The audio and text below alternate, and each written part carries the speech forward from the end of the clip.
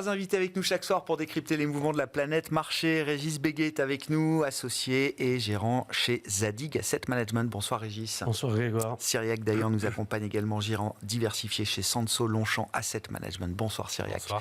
Et Axel Bott est avec nous également, le directeur de la stratégie de marché d'Ostrom Asset Management. Bonsoir Axel. Bonsoir Grégoire. Parlons de l'euro, du décrochage qu'on a pu observer là sur la séance. C'est vrai que c'est en intraday un mouvement quand même assez violent.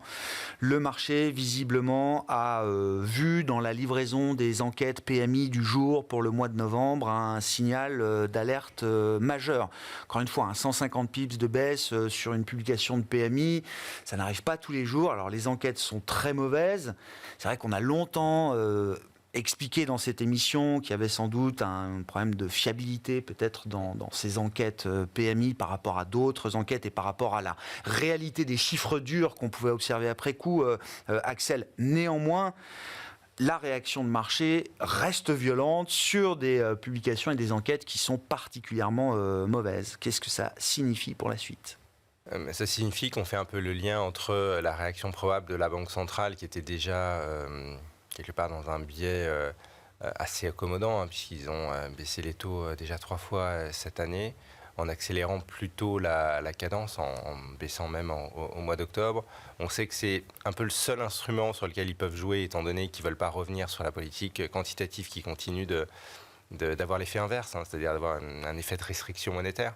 Donc les taux, le 2 ans qui passe en dessous de 2%, l'euro qui plonge alors instantanément avant à peu près de se stabiliser vers 1,04, mais tout le monde, on voit aussi dans les commentaires, a un peu en ligne de mire la parité éventuellement, qui pourrait être la réaction naturelle aussi des marchés d'échange en cas de politique tarifaire très agressive de la part de Donald Trump. Normalement, le change doit s'ajuster. Donc, quelque part, c'était le chemin le moins résistible, en quelque sorte, et donc tout le monde dans ce sens-là.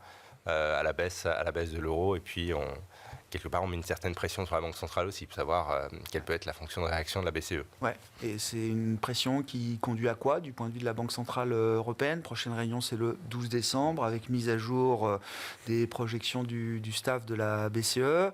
On en est encore à attendre 25, c'est un minimum. Est-ce que ça peut être plus ? Est-ce que le discours de la Banque centrale européenne peut changer, pivoter ? Alors, ils vont être effectivement confrontés au pas. Je pense que c'est un peu se griller une option que de faire 50 maintenant avant de savoir ce que Trump va faire ensuite. Donc, il y a cet aspect de temporalité qu'il faut prendre en compte. Maintenant, les marchés sont partagés entre 25 et 50. De plus en plus, on voit éventuellement un mouvement de 50 points de base. On aura la révision du cadre économique et financier avec une certaine fragilité dans le scénario de la BCE qui nous dit que la productivité va remonter, que les salaires vont spontanément baisser et les dernières données de salaire ne vont pas dans ce sens-là du tout. Donc ils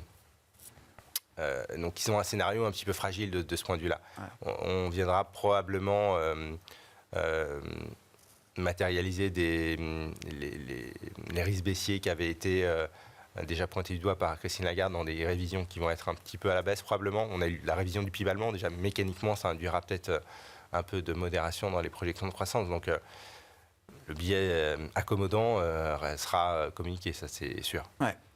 Cyriac, sur la réaction de l'euro, là, sur une publication de PMI, on a des PMI tous les mois, ils étaient déjà pas bons le mois précédent, ils sont encore moins bons ce mois-ci, certes, mais on sent quand même que le marché, il y a des attentes qui se créent, qui deviennent quand même très fortes sur l'Europe, et une réaction à attendre, que ce soit de la part de la Banque Centrale Européenne, ou peut-être plus généralement du politique, mais les marchés ont plutôt tendance à se tourner assez immédiatement vers la BCE dans ce genre de configuration. Oui, je pense que le politique, c'est quand même une vision très longue pour les investisseurs, en tout cas sur le change en particulier. La réaction, elle est assez logique parce qu'on nous a vendu une petite histoire en disant que la zone euro avait touché le fond de la piscine et qu'on allait rebondir et que la croissance 2025 serait supérieure à 2024.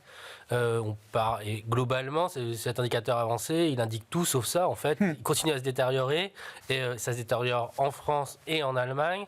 Le global de la zone euro, il se détériore aussi. Donc, on n'a pas encore le détail Italie, Espagne, etc. Mais on peut s'attendre à ce que ça soit pas bon non plus. Donc globalement, le marché était déjà pas très positif, c'est le moins qu'on puisse dire. On a pris quand même 6 figures entre le 1,11 et le 1,05 pour des raisons un peu, pour le coup, liées à Trump et puis liées à une économie américaine qui, à l'inverse, nous sort un PMI, en particulier sur les services, à 57. On a un spread qui est gigantesque. Donc la réaction des marchés, elle est violente, mais d'une certaine manière, elle est justifiée. Alors le 1,03, 30 ou 35, c'était certainement too much, un peu exagéré. Mais le 1,04, il me paraît logique. Et dans cette dynamique-là, vous avez d'un côté une banque centrale américaine. On est en train de se réfléchir s'il va y avoir 1, 2 ou 3 baisses de taux, et c'est plutôt 1 ou 2 jusqu'à juin 2025. En zone euro, quand on cumule, on est plutôt à 5 ou 6 baisses de taux. Donc le carry trade, donc le différentiel de taux, il est déjà défavorable à l'euro à l'instant T, et il va l'être d'autant plus dans 6 mois. Et les cambistes, les spécialistes du change, ils savent ça. Et donc la réaction marché, elle est finalement assez, logique. Le seul élément qui est un peu étonnant, c'est peut-être la violence, parce que tout le monde est long dollar aujourd'hui, c'est très consensuel, mais ça veut juste dire que malgré cette position... Il y a encore de la place, quoi. Il y a encore de la place. Ouais. Du point de vue de la BCE, est-ce que ça peut... là aussi, on a des discours qui commencent à... des colombes, comme on dit, qui commencent à être un peu plus vocales quand même. Je ne pense pas que la BCE soit particulièrement sensible à une baisse de l'euro contre dollar à court ou moyen terme, en tout cas, de mon point de vue. Non, mais au PMI, je ne sais pas. Le fait ouais. qu'elle ait baissé back-to-back en octobre, ça venait aussi dans le sillage d'enquêtes de conjoncture qui commençaient à se dégrader, quoi. Oui, mais là, je rejoins ce qui a été dit. Je pense que les 50 BP, je vais dire encore une fois, la Fed a mieux géré que la BCE. 50 BP, il fallait le faire au début pour marquer les esprits. Là, le faire maintenant le faire maintenant, je trouve que c'est tirer une cartouche pour pas grand-chose. On sait que la dynamique n'est pas terrible. Ils vont baisser de 25 BP, ils vont certainement le faire à chaque fois. Mais on n'est pas de mon point de vue, en tout cas, on n'est pas encore dans une situation assez catastrophique. Et en tout cas, dans le discours de la BCE, on n'est pas non plus dans cette situation-là pour taper de 25 BP. Maintenant, on parle de l'IFO la semaine prochaine. Il y a les chiffres d'inflation. L'inflation en zone euro, elle n'est pas non plus, on n'est pas, pour l'instant, elle ne montre pas ce choc aussi violent que sur les indicateurs avancés. Donc moi, je considère que la BCE, je la vois plutôt à baisser de 25 BP, mais par contre à nous faire des baisses de 25 BP systématiquement à chaque réunion, en fait. Est-ce qu'on est déjà dans un cas où une BCE qui resterait sur la retenue, alors avec un biais accommodant, prendrait le risque de devoir aller peut-être plus bas en termes de taux terminal que ce qu'elle imagine aujourd'hui? Est-ce que c'est ça la manière dont les risques s'équilibrent aujourd'hui? Oui. Est-ce qu'on en est là? Oui, d'accord. Oui, je pense que la BCE, potentiellement, par rapport à sa projection, on verra comment c'est révisé en décembre, mais par rapport à ses projections, je pense que la BCE est capable, va potentiellement aller plus bas, parce que ce qu'elle n'a pas anticipé, c'est la dégradation de la croissance. Maintenant, est-ce que ça serait une bonne stratégie de baisser de 50 BP en décembre? Connaissant la BCE, après on peut être surpris. La Fed, quand elle a baissé de 50 BP, le consensus n'était pas à 50 BP. Mais la BCE n'est pas la Fed et les membres ne sont pas les mêmes. Donc globalement, je pense qu'elle est plus à l'aise à peut-être baisser un peu plus bas, à bien à coût de 25, que d'aller à 50 et finalement d'avoir aujourd'hui une visibilité qui n'est pas énorme. Ouais. C'est ça l'équation pour la BCE, se dire à un moment il faut peut-être passer à 50 si on veut éviter d'avoir un taux de dépôt terminal à l'arrivée qui ne soit pas à 2 mais à 1,5, voire en dessous, Axel? De réagir trop tardivement et de devoir surréagir et maintenir les taux très très longtemps, très très bas. Ouais. Je ne sais pas. C'est-à-dire parce que si on n'avait pas l'expérience des taux négatifs et de la période de taux très bas et de la réaction de l'épargnant, je ne suis pas sûr qu'on aurait la même vue. Dernièrement, Wunsch avait dit qu'il ne voulait pas revenir à des taux très très faibles. Le Belge. Parce qu'il y a effectivement, pour des raisons de ce qu'on appelle de reversal rate, c'est-à-dire à un moment, les taux trop bas ont l'effet contre-intuitif, non pas de stimuler la demande, mais de forcer une surépargne, parce que les gens se disent on a toujours des dépenses à approvisionner. On avait vu, à moins 0,50 sur le taux de dépôt, les Allemands épargnaient le double, quoi. Enfin, je veux dire, on épargnait 1 euro et là, on se mettait à épargner 2 euros. Si vous voulez maintenir votre revenu dans 30 ans avec des taux négatifs, il faut épargner davantage. Donc, il y a cet effet-là qui a été délétère, en fait, et ils ne veulent pas tomber dans cette trappe non plus. D'accord. Bon, Régis, sur l'état des lieux de la zone euro. Et puis après, je veux bien qu'on parle des autres marchés. Là, on parle de l'euro-dollar. Mais bon, 2024 va être une très mauvaise année en relatif pour les actions européennes par rapport aux actions américaines. On va parler de Trump, bien sûr. Mais avant Trump, il y avait déjà une tendance. Une année qui est encore positive, touchons du bois, alors nous parlons, mais qui est une année de forte sous-performance par rapport au marché américain en particulier, avec toujours les mêmes travers des marchés européens, qui est un marché un peu plus value, moins sur l'innovation, moins novateur, et un marché américain qui est toujours porté par l'innovation technologique. Spécifiquement sur les chiffres d'aujourd'hui et l'impact que ça a sur les devises et sur les marchés, ça n'empêche pas les marchés de remonter, même ça aide probablement un peu les marchés à remonter, puisque finalement la hausse du dollar net, c'est plutôt favorable pour le résultat des entreprises européennes. Mais c'est vrai qu'il y a deux situations qui tirent l'Europe vers le bas, qui sont la situation française et la situation allemande, pas du tout pour les mêmes raisons. La situation allemande, essentiellement, et je voulais en dire un mot quand même, liée à la situation chinoise, qui est particulièrement pénible, et tous les échos que nous avons des entreprises en Chine sont véritablement très noirs dans tous les domaines d'activité. Bien entendu, ce qui est lié à la construction, bien entendu, ce qui est lié à l'automobile. Par voie de conséquence, bien entendu, le luxe, c'est très connu, mais aussi dans le domaine des semi-conducteurs, où on a vraiment une absence totale de redémarrage, malgré le plan de relance qui a été annoncé. Alors peut-être qu'il aura des effets dans quelques mois, le plan de relance. Et pour l'instant, il n'y a pas la vibe chinoise. Mais on ne sent aucune étincelle, pour l'instant, d'aucun ordre en provenance de Chine, ce qui impacte l'Allemagne.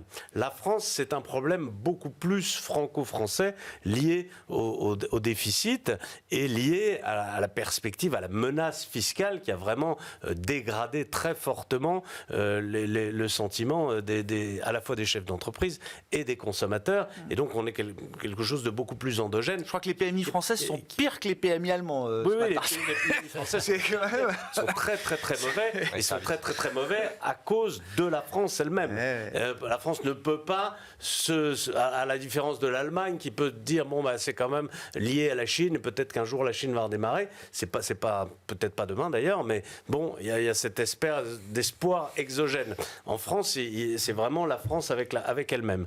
Donc c'est un peu triste, mais en dehors du fait que ce soit triste, ça n'a pas que des effets, encore une fois, totalement négatifs sur les marchés, paradoxalement, puisque la hausse du dollar est quelque chose qui est plutôt favorable. Et c'est pour ça que le marché finalement européen, aujourd'hui, les marchés européens tiennent et même montent et même surperforment le marché américain aujourd'hui dans quelque chose de tout à fait paradoxal. Oui, c'est ça. À contre-tendance du reste de l'année, voilà, à contre-tendance du reste de l'année, à contre-tendance de l'intuition qu'on pourrait en avoir aussi au vu des résultats. Après, spécifiquement sur le marché américain, c'est vrai qu'il y a eu un enthousiasme assez extraordinaire autour de Trump. Il faut quand même se dire qu'aux États-Unis aussi, on a d'énormes problèmes de déficit budgétaire. Alors évidemment, on est dans le super too big to fail et bon, en relatif, tout le monde ayant un peu le même problème, on peut se dire que ça n'en est plus un puisque tout le monde l'a. Mais la politique extrêmement incitative de l'administration à venir peut quand même aussi poser des problèmes budgétaires.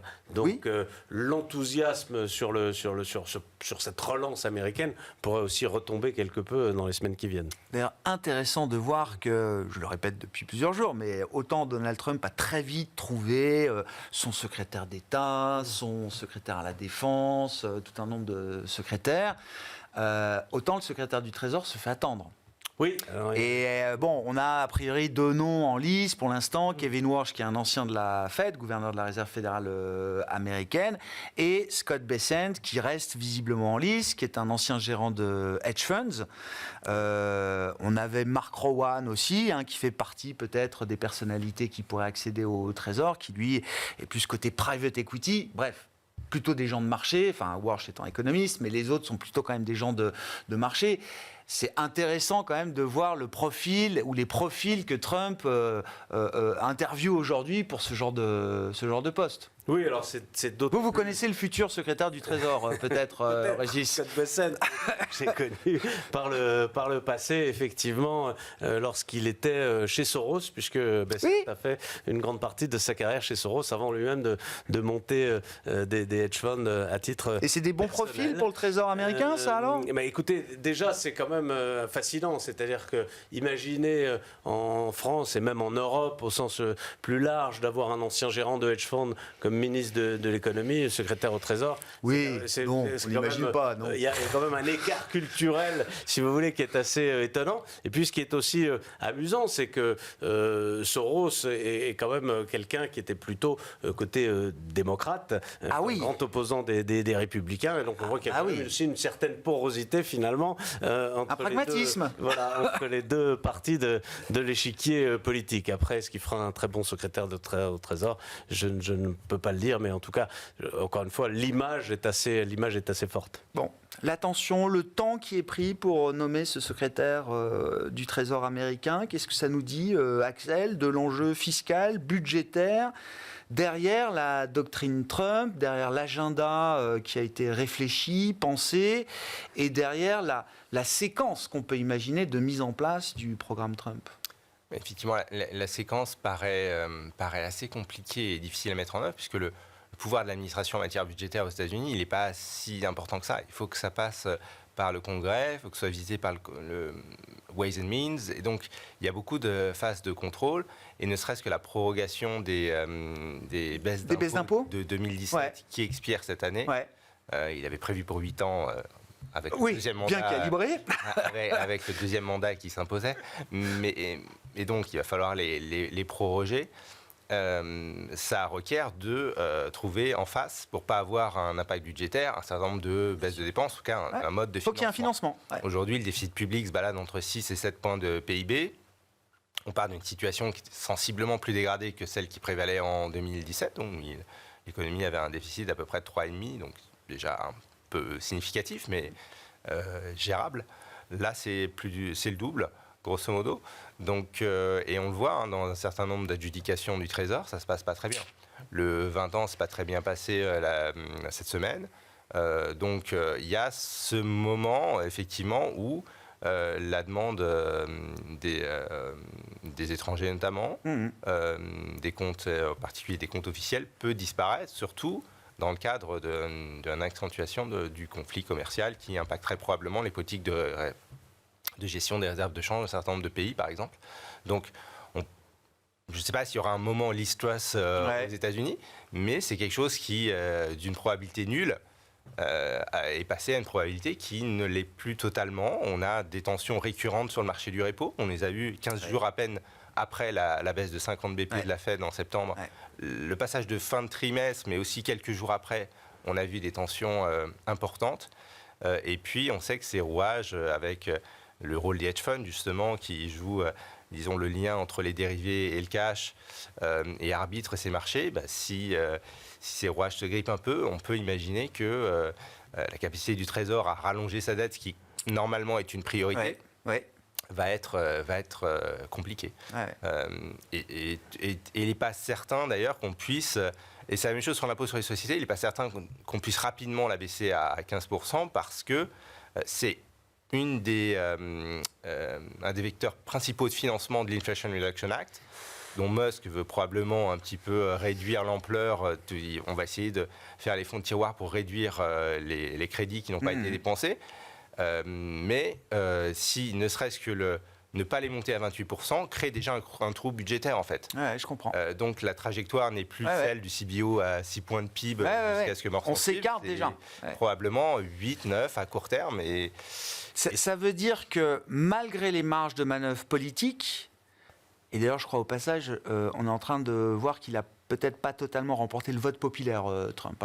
Tous les derniers décomptes montrent qu'il est peut-être pas à 50% du vote populaire. En revanche, sur le vote des grands électeurs, évidemment, il n'y a pas de doute là-dessus. Mais malgré ces marges de manœuvre politique qui pouvaient laisser suggérer un Trump un peu en mode Fast and Furious, cette fois bien préparé, je me ferai pas avoir, le spoil system, tout ça, j'ai bien compris. J'ai 2 ans jusqu'au mi-mandat pour faire tout ce à quoi j'ai réfléchi, ou mes équipes ont réfléchi depuis depuis quelques temps. Vous dites, c'est pas si évident que ça, en fait. C'est pas si évident ça. Le vote populaire est une chose, mais ça Oui, traduit non, bien Oui. l'étroitesse de la majorité à la Chambre des représentants. J'entends. Vous retournez trois républicains qui, eux, vont par exemple être confrontés à l'impact des tarifs dans leur propre circonscription. Bien sûr. Ça va être très Bien compliqué, en fait. Il aura des résistances, même au sein du Parti républicain. Il n'y a pas que des Trumpistes fanatiques au sein du marché. Pardon. Il y a des intérêts particuliers qui c'est pas MAGA partout, alors. Peuvent être amenés, comme on l'a dit, à se retourner si leurs propres électeurs, eux, sont défavorablement impactés par la mesure. D'accord. Donc un Trump plus raisonnable, hein. Vous êtes d'accord avec cette idée? Enfin raisonnable, en tout cas, qui sera... c'est antinomique. Non, mais c'est la politique d'une manière générale sur les marchés financiers en économie. On surestime quand même la plupart du temps l'impact de la politique. D'abord parce qu'il y a une capacité des politiques à agir qui, on le sait, tout dépend. Tout dépend de la disruptivité de la politique que vous mettez en place. Oui, mais dans les démocraties, quand il y a des contre-pouvoirs, les contre-pouvoirs se mettent en place. Alors dans les pays qui sont pas démocratique, c'est un peu différent sans doute, mais dans les démocraties, il y a beaucoup de contre-pouvoirs qui fait que votre marge de manœuvre par rapport à votre campagne, elle est toujours ça veut dire quoi? Limitée. Et ça veut dire... en outre, la dynamique macroéconomique est elle-même bien plus forte que la politique. Donc si vous avez une récession, vous êtes obligé de mettre le cycle de l'eau dans votre vin, etc. Bien sûr. Mais ça veut dire quoi du point de vue du marché? Parce que en 2 semaines de Trump 13, là vous dites, le marché est déjà allé très loin, trop loin, au bout de ce qu'on pouvait anticiper en matière d'effet Trump sur les actifs. C'est ma conviction. Oui, je pense que le marché il a surjoué l'impact éventuel de l'élection de Trump, qui encore une fois aura sans doute des conséquences, mais sans doute bien moins spectaculaires que ce que le marché a joué. Donc 2 semaines après, on dit quasiment que c'est un non-événement, quoi. Non, mais j'entends. C'est la politique. La politique, c'est pas les marchés, c'est pas l'économie. Syriac sur Trump, l'effet Trump sur les marchés. Et évidemment, la question impossible, mais la séquence, quoi. C'est-à-dire, est-ce qu'il y a quand même l'idée que ça peut être fast and furious et qu'on va essayer de pousser tout ce qu'on peut faire le plus vite possible avant les prochaines élections de mi-mandat, ou est-ce qu'il va y avoir tout de suite des limites, que ce soit côté politique ou que ce soit du côté des marchés? Je rappelle, et je suis pas sûr que ça ait beaucoup changé de ce point de vue-là, un des indicateurs simples préférés de Donald Trump pour mesurer son succès permanent, c'est le Dow Jones. Entre renverser les flux migratoires, mettre des tarifs pour tout le monde, mettre le déficit à 2 points supplémentaires, et le Dow Jones, il faudra peut-être faire des choix à un moment quand même. Oui. La cohérence du programme. On est d'accord qu'il y a une forme d'incompatibilité derrière tout ça. Bon. Exactement. Il y a beaucoup de choses dans votre question. Globalement, la réaction des actions américaines post-Trump, déjà le premier point, c'est que le marché, encore une fois, a bien anticipé ce qui allait se passer. Si vous regardez le rallye, il commence pas du tout le 4 novembre, il commence mi-septembre. Ouais. Même un peu avant. Ça commence à surperformer assez nettement. Ouais. Ça, c'est le premier élément. Après, la surperformance des actions américaines, si vous regardez sur les 10 dernières années, les actions américaines, c'est 8 années où ça surperforme l'Europe sur les 10 dernières années. Si vous regardez le S&P, enfin les actions américaines sur un MSCI World, à l'instant T, c'est 77%. En début d'année, c'était 73%. Enfin, en clair, aujourd'hui, l'Europe est minuscule. Et il faut juste avoir en tête que le Japon, aujourd'hui, c'est 5% sur un MSCI World. Dans les années 80, c'était 40%. Ouais. Donc il y a des dynamiques quand même vraiment de fond. Et à mon avis, Trump, il appuie où il peut peut-être mettre un peu de nitro dans un moteur, mais sur le fond, la dynamique, elle est déjà là. Elle est déjà très favorable aux actifs américains, qu'on le veuille ou qu'on le regrette ou pas quand on est en Europe, mais dans les faits. Et donc je pense que Trump va juste rajouter un petit peu de force sur cette dynamique-là. Alors, ce qu'il faudrait, ça serait que l'Europe, la zone euro en tout cas, réponde. On voit que les Chinois essayent de répondre, mais même eux ont beaucoup de mal. Mais la zone euro n'étant pas unie, c'est très compliqué. Après, pour répondre vraiment sur l'impact de Trump, c'est quand même intéressant de voir qu'il y a eu, en particulier les small caps américaines ont bien performé. Ils ont monté de 6% sur la journée post-élection. Mais derrière, en relatif, ça commence déjà un peu à faire pchit.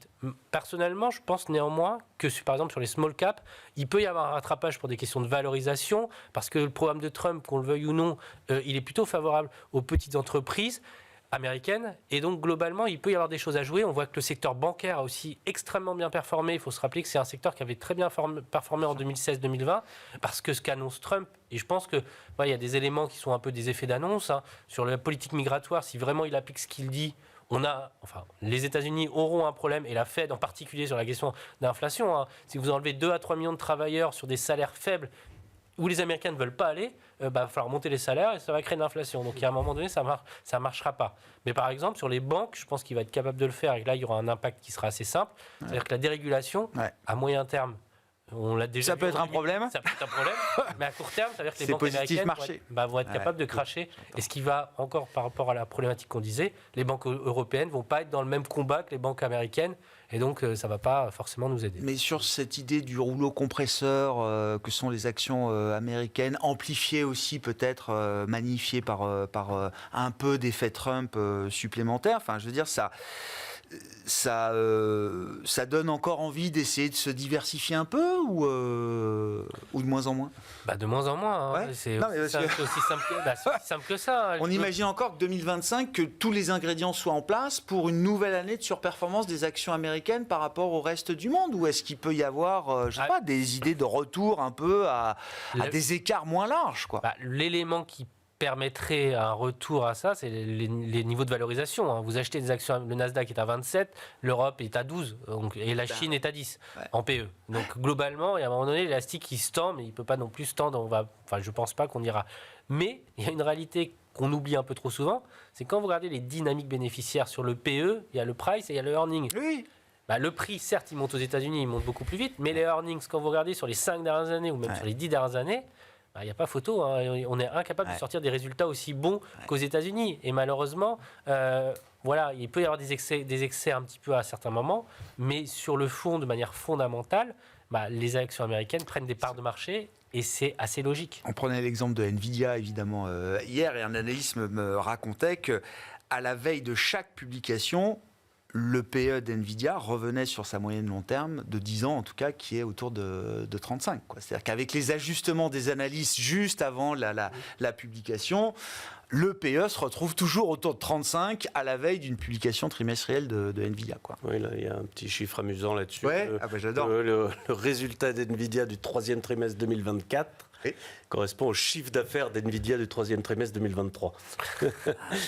J'avais pas su. C'est vrai qu'il n'y a pas beaucoup d'entreprises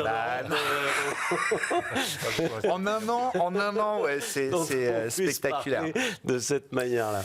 Sur l'exceptionnalisme américain, du point de vue des marchés, Axel, qu'est-ce que ça vous inspire là en tant que stratégiste? Effectivement, ce qu'on a vu en 2 semaines, on a même l'impression que Trump a détruit ou accéléré des choses, mais les corrélations ont été complètement détruites. On a vu des séances où l'Europe pouvait faire plus 2, moins 3, et puis les US à plus 1 ou plus 2. C'est-à-dire qu'il y a vraiment... Il y a un découplage qui est spectaculaire depuis même mars-avril, en fait. Si vous regardez l'Eurostoxx 50 et le S&P, vous avez une corrélation très proche pendant les 2 années précédentes. Et puis en gros, on était à peu près à 4009, 5000 en abonnement. En mars-avril, sur l'Eurostoxx, on y est aujourd'hui, et le S&P est à 6000. Je nuancerais quand même sur la dynamique bénéficiaire, parce que quand on regarde les bénéfices des 7 magnifiques, on a une croissance effectivement de 25% sur l'année. Le reste des 493 stocks du S&P, les earnings sont flat depuis 2 ans en fait. Il n'y a pas de croissance bénéficiaire au sein évidemment de ce groupe. Oui, mais en agrégé, il n'y a pas. Mais il n'y a pas de croissance bénéficiaire dans une grosse partie de la cote. Et plus on descend dans la cote, le Russell 2000, etc., il n'y a pas de croissance bénéficiaire. Donc ça, c'est quand même un problème. Ce qui peut casser le bull market, ça peut être effectivement une politique migratoire extrêmement dure ou qui a induit un choc de confiance et un choc d'offres qui, combiné aux tarifs, recrée des problèmes de supply chain, recrée des problèmes de tension salariale, etc., qui, in fine, viendront, alors sans doute pas gréver les marges d'NVIDIA, c'est probablement l'arbre qui continuera de cacher la forêt, mais pour une grosse partie de la cote américaine, on verra ce qu'on voit en réalité déjà, c'est-à-dire une capacité à dégager des profits qui n'est pas si exceptionnelle que ça, loin s'en faut. Et dans un marché qui, de toute façon, est un petit peu artificielle, mais un peu depuis toujours, où les rachats d'actions sont tels que finalement, c'est un marché aussi d'attrition. Et donc, on a eu c'est spectaculaire. Hein. Vous regardez sur des séries assez longues, une dizaine, quinzaine d'années, vous avez un acheteur systématique d'actions, c'est les boîtes elles-mêmes. entreprises. Ouais. Donc, alors qu'il y a beaucoup de gens qui vendent pour des raisons structurelles, en fait. Ouais. Donc, effectivement, est-ce qu'on est aujourd'hui avec des niveaux de valorisation globaux dans une dynamique où, certes, la productivité a augmenté, mais on sait qu'on y a été avant, c'est-à-dire entre 96 et 99. Alors entre 96, où Greenspan nous parle d'exubérance irrationnelle, on a eu 4 ans de market. Ça peut durer. Cette boule. Ouais. Ça peut durer. On doit être dans ce schéma-là un petit moment. Il y a des valorisations qui sont beaucoup écartées. Jusqu'à quel niveau? Je pense que clairement un retournement cyclique aux États-Unis nous ramènerait sur Terre assez vite, quoi, et occasionnerait des pertes et un crédit crunch important. Ouais. Bon, on verra. Hein. Trump très attentif au marché. Non, mais enfin, je veux dire, ça fait partie de sa mission quand même aussi de maximiser le portefeuille action des Américains. Hein. Ça fait peut-être partie de sa mission, mais est-ce qu'il peut supporter 20% de baisse du Dow Jones? Ça ne fait pas forcément partie de son pouvoir, hein, encore une fois. Non. Encore une fois, les flux financiers et la dynamique macroéconomique ne reposent pas ni dans la main des politiques d'une manière générale et encore moins dans la main d'un seul homme. Sinon, ce serait vraiment extraordinaire. Dans les sujets qui vous intéressent, la pharma, la santé, Trump et la pharma. Alors hier, on a fait Trump et la tech déjà avec Nvidia, mais Trump et la pharma. Donc Trump et Robert Kennedy Jr., c'est ça? Robert Kennedy, RFK, absolument. Ok, on verra. Là, j'ai déjà vu que Matt Gaetz s'était retiré de lui-même avant de se faire censurer par le Sénat. Donc on verra ce qu'il en est des autres. Mais pour l'instant, il est exactement. Il est pressenti, nommé pour être ministre de la Santé. Là aussi, oui. Alors c'est Robert Kennedy, c'est quelqu'un donc qui était candidat indépendant à la présidence et que Trump a convaincu de rejoindre. Enfin, comme Trump l'a convaincu de le rejoindre, pardon, et d'abandonner sa candidature en lui disant on appliquera ton programme. Ce qui est assez surprenant. Parce que le discours assez anti-pharma de RFK est quand même plutôt à tonalité démocrate qu'à tonalité républicaine traditionnellement. On en revient à ce qu'on disait tout à l'heure. Encore faut-il que le Sénat approuve la nomination de RFK. Les intérêts de l'industrie pharmaceutique se trouvent beaucoup plus dans les mains des sénateurs républicains que dans les mains des sénateurs démocrates. Et donc la probabilité, elle n'est pas nulle, la probabilité qu'il soit nommé, mais elle n'est sans doute pas supérieure à 50%. C'était Hillary Clinton et quelques tweets qui faisaient trembler la pharma pour la présidentielle 2016. C'est une sorte de tradition. Oui.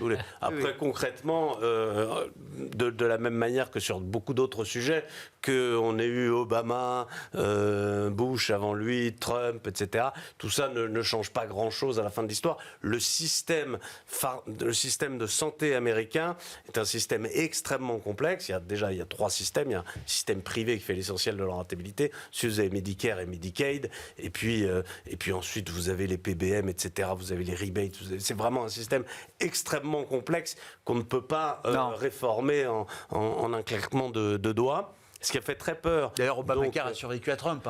Oui, bien sûr. Ce qui fait très peur chez RFK, c'est son discours anti-vaccin qu'il a développé pendant le Covid, essentiellement. Ça fait peur parce que c'est un discours générique. Enfin, c'est l'ensemble des vaccins ou ça reste très circonscrit à la période Covid qui a été particulière. Je pense que déjà, il y a une petite confusion de ce point de vue-là. C'est-à-dire que c'est quelqu'un qui était très porté sur le vaccin Covid et peut-être qu'il ne faut pas généraliser son mode de pensée à l'ensemble de la vaccination. Par ailleurs, il y a quand même des autorités sanitaires aux États-Unis indépendantes. Alors certes, on peut changer les gens qui sont à la tête de ces autorités sanitaires. Enfin, il y a des preuves scientifiques sur l'impact des vaccins sur la santé publique et sur le nombre de morts qu'une personnalité politique à lui seul ne peut pas complètement balayer d'un revers de main.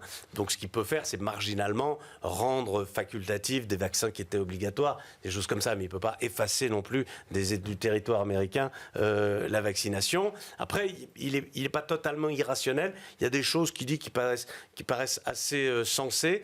Par exemple, il veut séparer la Food and Drug Administration en la Food Administration et la Drug Administration, ce qui, par exemple, en Europe est tout à fait le cas. Hein. Vous avez une administration pour les médicaments, une autre administration pour... c'est pas très disruptif, ça. C'est pas complètement disruptif. Non, j'en sais rien, je ne sais pas. On en a fait un épouvantail, mais dans son discours très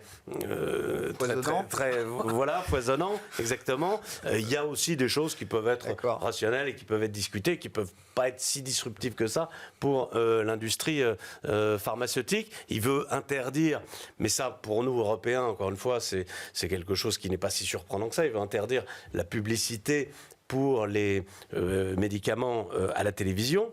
Et il faut avoir en tête qu'aux États-Unis, on fait de la publicité pour des traitements, mais des traitements dans des maladies très graves. Donc vous voyez, si vous avez tel cancer du poumon avec une mutation EGFR, prenez tel produit. C'est vrai que nous, de toute façon, n'est pas habitué à ça. On n'est pas très habitué à ça. Donc le fait, si s'attaquait à ce point-là, ce ne serait pas non plus quelque chose d'extraordinairement disruptif pour l'industrie. Voilà. Oui, bon, après, ce n'est pas l'avis des Européens qui compte sur ce non, que va faire RFK. Le problème des prix, évidemment, est un sujet. Ouais. Qu'est-ce qu'on fait sur les marchés? Alors, notamment quand on gère une stratégie européenne, chez Zadigem, Régis, c'est quoi une bonne stratégie sur les actions européennes aujourd'hui là? Mais il faut quand même profiter de la dynamique de l'économie américaine. Hein, donc chercher les boîtes qui sont pluguées sur America First. Quoi. Beaucoup, ouais. Oui, ah bah, bien sûr. C'est le paradoxe d'ailleurs de l'industrie pharmaceutique qu'on vient d'évoquer, puisqu'il y a des menaces internes, mais il y a aussi des opportunités sur ce même territoire américain. La hausse du dollar, c'est quelque chose qui leur est très favorable par définition, puisqu'ils consolident la moitié de leurs profits en dollars. Et puis la baisse de la fiscalité, potentiellement quelque chose qui leur est aussi favorable. Vous avez l'industrie de la construction qui est très exposée aux États-Unis, l'industrie de la publicité. Et puis ensuite, à un moment donné, en Europe, on aura le déclic du réveil de la Chine s'il doit se produire, et ça aura une grande influence sur nos investissements aussi. Pour l'instant, encore une fois, on n'en voit pas du tout le signe, mais c'est clair que ce sera un élément peut-être majeur pour 2025. Ça peut être effectivement un tournant et un pivot pour 2025. Dans une gestion diversifiée, Cyriac, qu'est-ce qui vous intéresse? On n'a pas beaucoup parlé du crédit, mais je crois comprendre que le crédit tient de manière spectaculaire encore. Assez impressionnant en effet, surtout en zone euro finalement, parce qu'aux États-Unis, en particulier l'investment grade a quand même une sensibilité relativement élevée. Donc la hausse des taux, on a quand même quasiment pris 100 BP sur le 10 ans. Bon, ça l'a un peu shaké. Depuis que la Fed baisse les taux longs montent. Hein, voilà, c'est bien ce qu'il faut comprendre aux États-Unis. C'est assez étonnant. Mais oui, pour répondre à votre question, le crédit zone euro est assez sympathique aujourd'hui. Alors, nous, on a plutôt une préférence pour tout ce qui est crédit high yield, donc les entreprises avec un niveau d'endettement un peu plus mauvais que la moyenne, mais par contre avec un rendement beaucoup plus attractif. Et comme, malgré tout ce que j'ai dit précédemment sur la zone euro, on n'est pas dans le scénario, de mon point de vue, d'avoir une récession, en tout cas une forte récession dans la zone euro dans les 12 prochains mois. Je pense que les entreprises vont vivre avec une croissance entre 0 et 1, comme elles ont pris finalement l'habitude. Continuer à payer finalement leurs coupons tous les trimestres ou tous les semestres. Donc je trouve que le crédit à yield européen garde de la valeur. Et les subordonnés, les banques, alors là aussi, les actions bancaires sont assez volatiles, mais les subordonnés bancaires, après ce qui s'est passé sur Crédit Suisse, il y a un spread très important. C'est bien revenu. C'est bien revenu, mais en relatif, il reste un petit peu de valeur. Donc voilà, sur le crédit, je trouve qu'il y a de l'intérêt aujourd'hui. Pour une croissance médiocre, ça paye bien, quoi. C'est exactement. Le pire du crédit, le crédit, ça a un peu un profil à 90% du temps, ça marche, et puis les 10% par contre, ça marche pas, ça peut faire mal. Ça va mal. Là, je pense qu'on est encore dans les 90% où on se rapproche un peu de ce moment qui sera peut-être plus critique, mais sur les 6 prochains mois, avoir une position crédit qui va vous apporter un rendement, surtout avec des taux monétaires qui baissent, significatifs. Donc si vous loquez, vous fixez du 4 ou 5%, écoutez, sur les 3 ou 4 prochaines années, je pense que c'est un bon investissement. Axel, qu'est-ce qui vous paraît intéressant dans ces marchés un peu globaux là aujourd'hui? On souscrit totalement au crédit, puisqu'il y a une particularité aussi financière, c'est que le spread en lui-même est très peu volatile finalement cette année, que ce soit contre Bund ou contre swap. Ça a un peu bougé ces derniers temps avec les mouvements du swap, mais c'est un surrendement qui est assez récurrent. Effectivement, on va éviter la récession malgré l'incertitude accrue, a priori. Donc, le coupon continue de rentrer. Et même sur le high yield, on ne projette pas de hausse de défaut au-delà de 4%, ce qui est la moyenne historique. On voit même peut-être ce taux de défaut finalement baisser et le refinancement s'opérer à des taux l'année prochaine plus bas. qui seront plus bas. Donc, et a priori, c'est assez confortable comme situation pour le crédit. L'inflation s'est un peu renchérie, donc c'est peut-être un petit peu moins le trade que ça pouvait l'être il y a quelques mois en arrière encore, quand le marché avait un petit peu naïvement projeté la baisse du prix du pétrole, même s'il y a toujours un peu, je pense, d'inertie d'inflation qui peut rendre cette classe d'actifs, disons, attrayante pour couvrir l'hypothèse d'une hausse des taux d'intérêt. Et puis, je dirais, les actions avec des profits, ça reste difficile à jouer. Moi, j'ai du mal à croire à une reprise bénéficiaire en Europe. Donc, ça va un peu caper toute. J'imagine qu'on continuera. On aura du mal à être tiré par le marché américain encore pendant quelques temps, comme ça a été le cas. Donc, l'euro est une bonne chose. La baisse des taux qui se profile en Europe aussi. Maintenant, il faut aussi un peu de demande. Agrégé, intrinsèque, domestique, politique, mais peut-être que par exemple la construction a touché son point bas, peut-être qu'on a vu le pire dans un certain nombre de secteurs. Donc au moins on peut être à peu près sûr que ce secteur-là va pas continuer de plomber autant les comptes publics. Peut-être qu'il y a des planchers qui sont en train de se mettre en place. Donc voilà, il y a des choses qui ont beaucoup corrigé. Bon, on suivra ça, effectivement, avec une politique européenne qui va continuer de nous animer. Et je rappelle, l'élection la plus importante du monde, désormais, c'est celle qui se tiendra le 23 février en Allemagne, puisque celle des États-Unis est derrière nous maintenant. Merci beaucoup, messieurs, d'avoir été les invités de Planète Marché ce soir. Axel Bott, Ostrom Asset Management, Cyriac Dayan, Sanson, Longchamp Asset Management et Régis Béguet, Zadig AM.